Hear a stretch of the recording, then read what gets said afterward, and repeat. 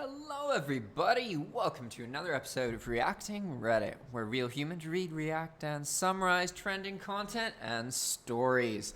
Today, I'm not looking at some other video or some trending topic, I just actually went to Reddit itself and looked at a cool post and picked it. So we're going to read something that isn't like copied from some trend website or something. Woo!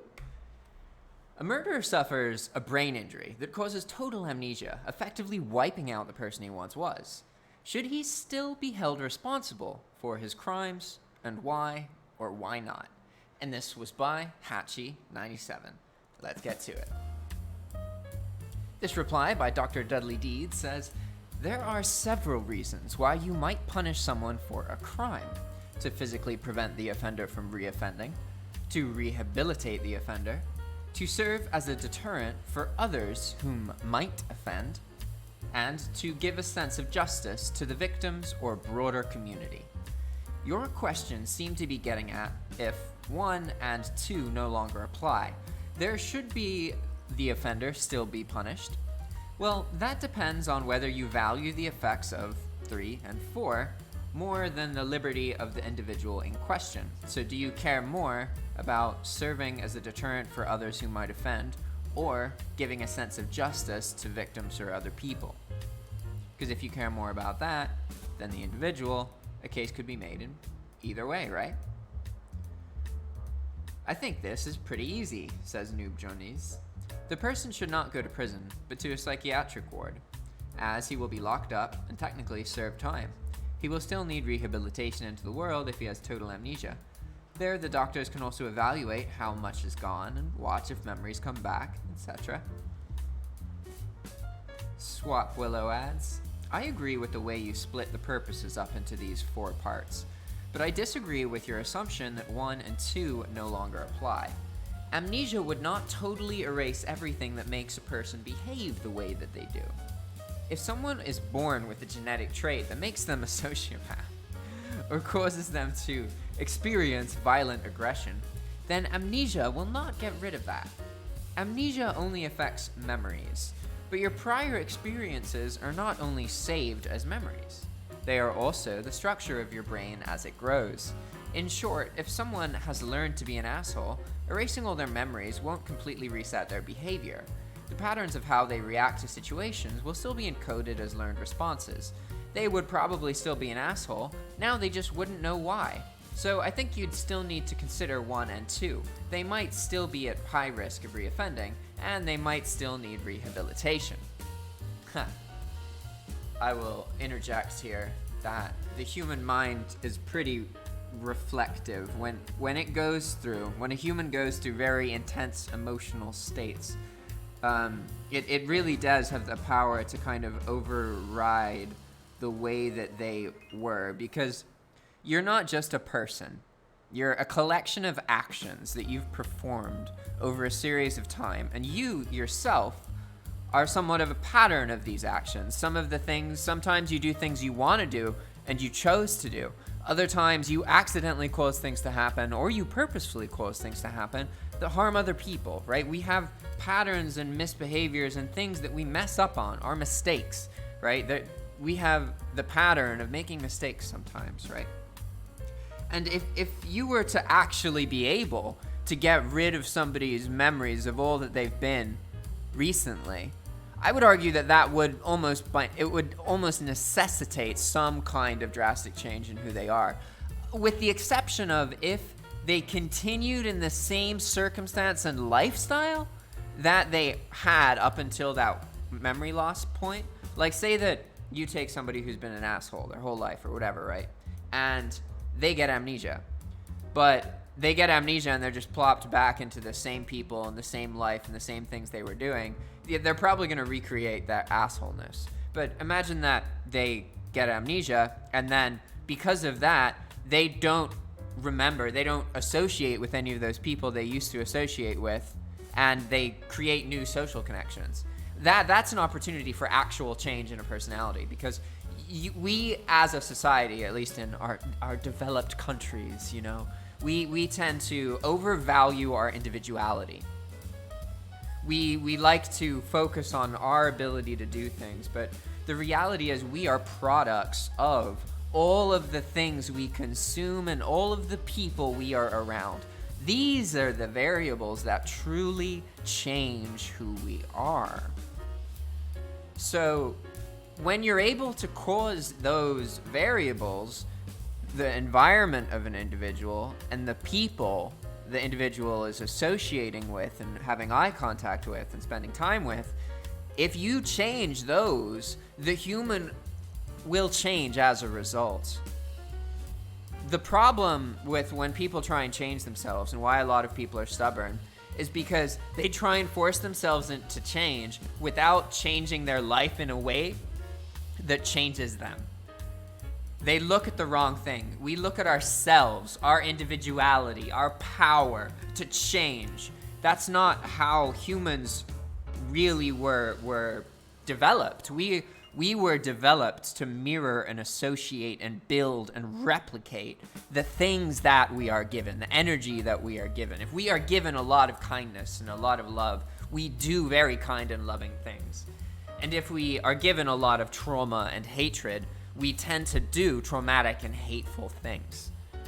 We are, for the most part, replicators of the forces that are given to us.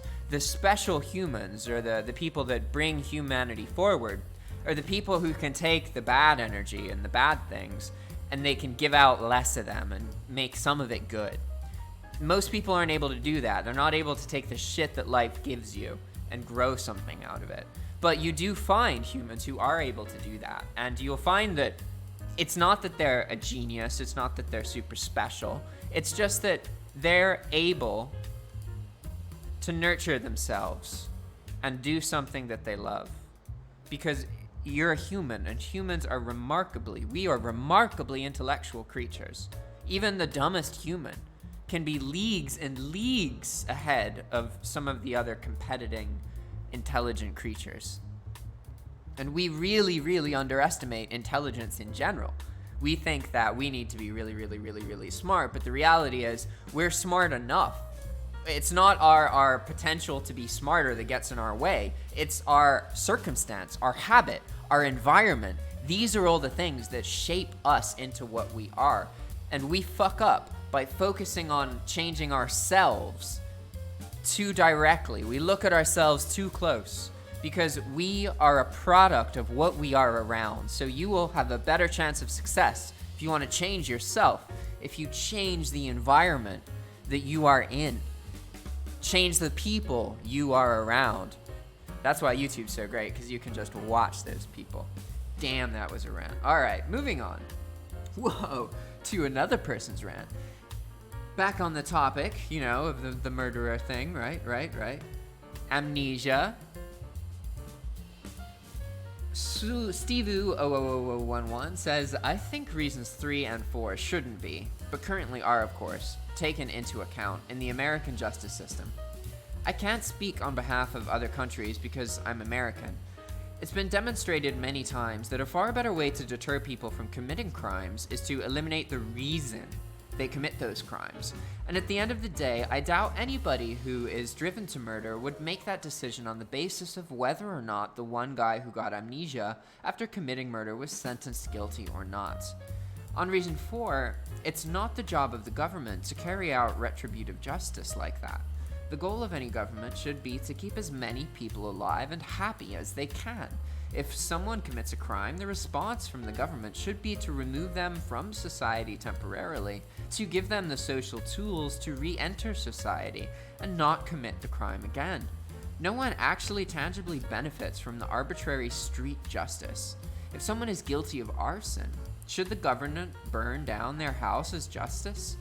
If no, what is the exchange rate between the amount of property that burned and the years in prison?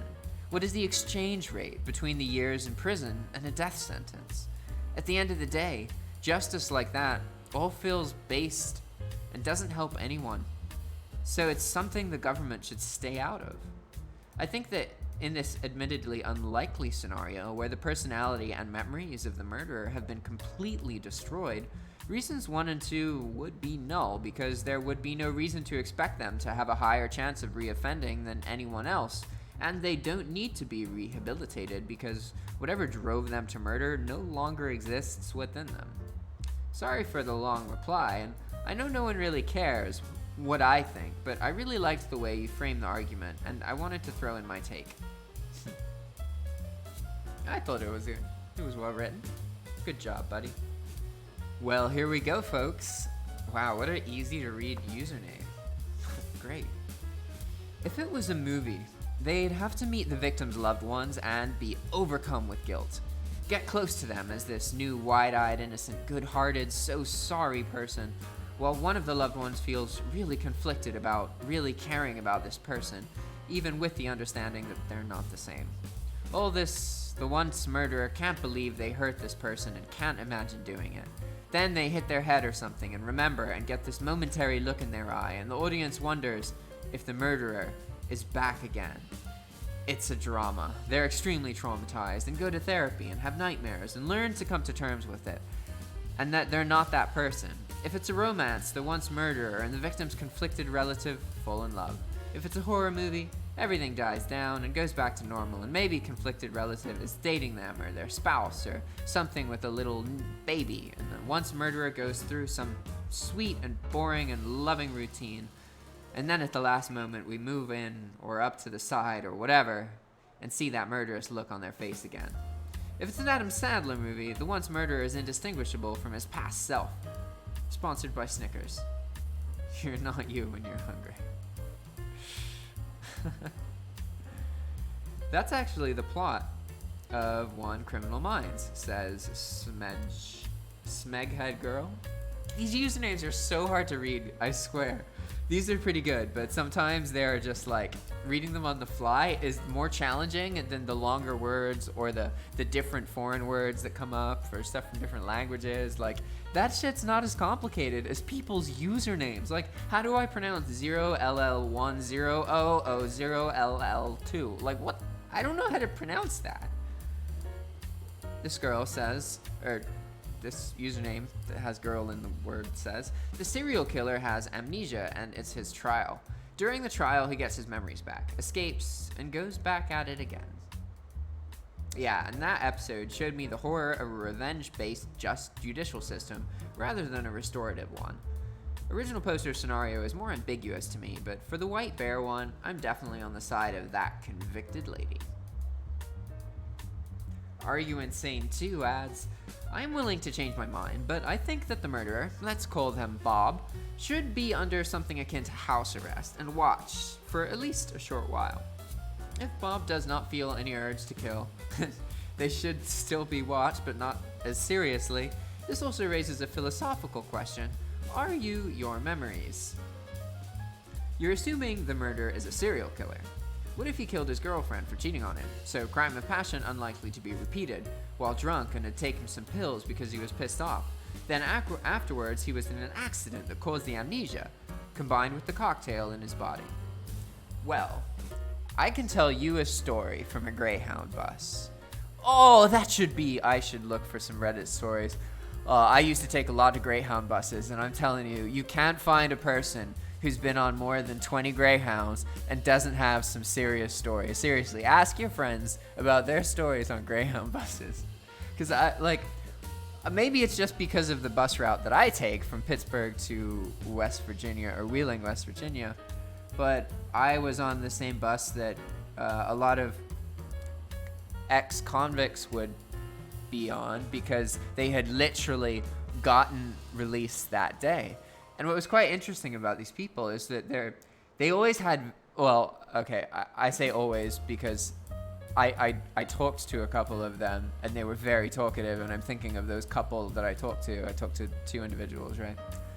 And they were super energetic, and it was very obvious that they were scared.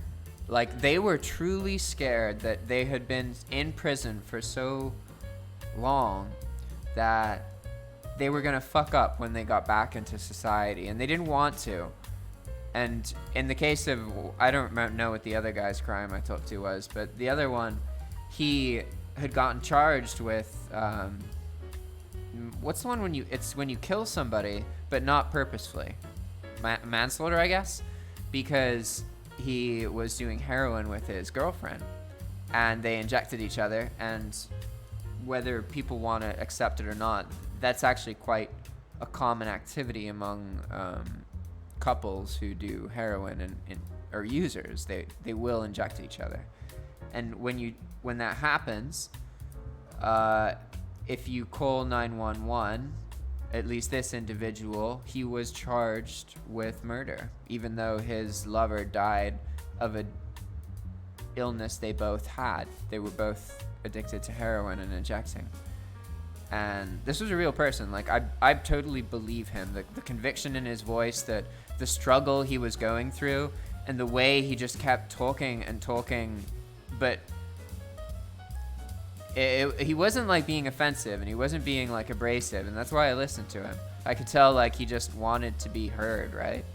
And it was deep, like hearing that. So he'd done a long term, like he did like 7 years in prison because of that, because he was treated as a killer. And I personally believe that that's totally unjust. Like to have such an extensive war on drugs, that when you have a couple that's truly in love with each other and they're a couple, they just both have a heroin addiction, which is common. Like, it's common among, like, when you have people who do a lot of heroin, it's usually because they have a lot of friends who do a lot of heroin. To nod back to the your circumstance creates you argument, right? It's really problematic, and the system really does fuck with people. And there's a lot of people who paid a lot of time that don't deserve to be in jail, and there's a lot of people who deserve to be in jail but have enough influence that they get away with stuff on the regular, you know? That's like if the more you learn about Jeffrey Epstein, right? There's like all these energies that birthed all the bullshit conspiracy theories, but some elements of them are true. Like, there were huge societies, huge wealthy powers, rings of people that engage in like pedophilia and that kind of thing. I don't know how that works, but that's a real thing. It happens. And you can like find, there's a lot of sketchy shit about like Epstein in particular and how he died. It's funny, if you look at like conspiracy theories about that, it'll start off saying it's a conspiracy theory, but then it'll just be like, yeah, there were all these discrepancies in the police report. All this stuff happened. There was a lot of reason for someone to kill him. Yeah. But it's like, it's the kind of thing that happens, you know, when people actually get away with murders and that kind of thing, you know. And obviously, you know, movies dramatize life for us, but in some ways they make it kind of acceptable, make us paranoid about these things that we think are happening all the time, and then we charge a lot of innocent people with shit, and then somebody who actually does it gets away, and it's fucked. Totally fucked. Moving on. Dan's 5784 says, it's a moral dilemma for sure, but you are robbing the victim's family of any sort of closure. The murderer of their child, mother, father, or whoever it may be receives no justice. Who is to say in 10 years that they don't start having dreams of these wiped memories and eventually slip back into their old selves? If you don't agree with prison, then surely a mental health facility is needed for monitoring. Why do people think prison is that different than a mental health facility? Like, have you ever been in a mental health facility or known someone who's in one? It's like, there are just as many walls, if not more, in a mental health facility, because they don't just wall you physically. In prison, they wall you emotionally and physically, but they don't drug you into your mind. They try and do that through your environment, but they don't literally drug you into submission. Whereas in a mental health ward, you are drugged into submission. It's like, it's ridiculous, because even a person who doesn't have problems like that, or shouldn't have that happen to them, if you're put in a mental health ward, you will behave like a not retarded, sorry, I didn't mean that way. You will behave in very extreme ways. If you are surrounded by people, you are in a straitjacket and you are being drugged, you're not going to be like a normal human. if that's happening to you. And in some cases, that behavior then just gets justified as, look at how they are, you see how they are acting not normal. But come on, who's fucking normal in that situation, right? It's horrible. Like, I've seen people there in those places, and I've known people who've been there. It's really bad in a lot of them. So I don't think someone's necessarily better off in one of those versus a prison. Mark 3, maybe they're easier to escape. Is that, I guess that's an argument.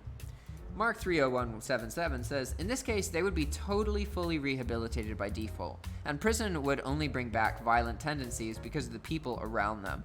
Putting them in a positive environment would teach them to be a good person. So whatever you choose is a self-fulfilling prophecy. Deep. I love that. Good job. JK says, it doesn't erase who they are as a person. It doesn't erase their ability to kill. And it doesn't erase what they did, in fact, kill someone. They aren't a new person after the amnesia. They shouldn't be eligible for the death penalty, but there should still be harsh punishment. They would most likely end up in a mental ward. I think people underestimate, like, if you're in a position where somebody you love is gonna get killed if you don't try and kill somebody, what are you gonna do? That's not an easy decision, and it's also not something that you know. You can have glorified thoughts about yourself and think that you would react heroically, but when shit hits the fan and life gets real and you see someone die in front of you, what do? You can't fucking judge people for, like, going through that kind of stuff. That's insane. And like to think that people have this switch, you know, like, oh, people have this just killer instinct in them or not. It's like, all humans can be placed in a series of circumstances that will make it possible for them to kill another human. Everybody can have that done to them. Only the most resilient people can resist that. We're just, if you're not you think of yourself as not a killer, that just means that you have a life where killing is a dumb thing for you. And that's great. That's awesome. And that's how we all should live. But that isn't a reality of most humans up until this point. We have that as a luxury that most people prior to us in human history didn't really have. It used to be more profitable to kill people than it was to trade with people for a lot of human history. And that caused a lot of violence. It's sad. Very, very sad. And we should be less judgmental of each other and more loving to one another. We should make better assumptions about each other instead of assuming the worst, treating everybody like shit, because the reality is these serial killers don't just have some genetic disease that makes them a serial killer in a totally peaceful society. They are born out of something that you don't know about. There's some fucking variable that you think, oh, they had a perfect looking family, but really they were victims of incest and shit. Like, crazy shit happens to people that never gets talked about. And horrific things have been done to people by their families that nobody knows about because it's hidden. It's covered up. There's so many things that are covered up. And I'm not saying that everybody you know has been like that, but there's a lot of harsh realities for people, and you shouldn't talk shit about other people if you don't understand the realities that they came from. Because there is probably a circumstance where if you were exposed to enough helplessness and enough abuse and enough fuck up and enough rape, you'd fuck someone else up or kill them. You probably would.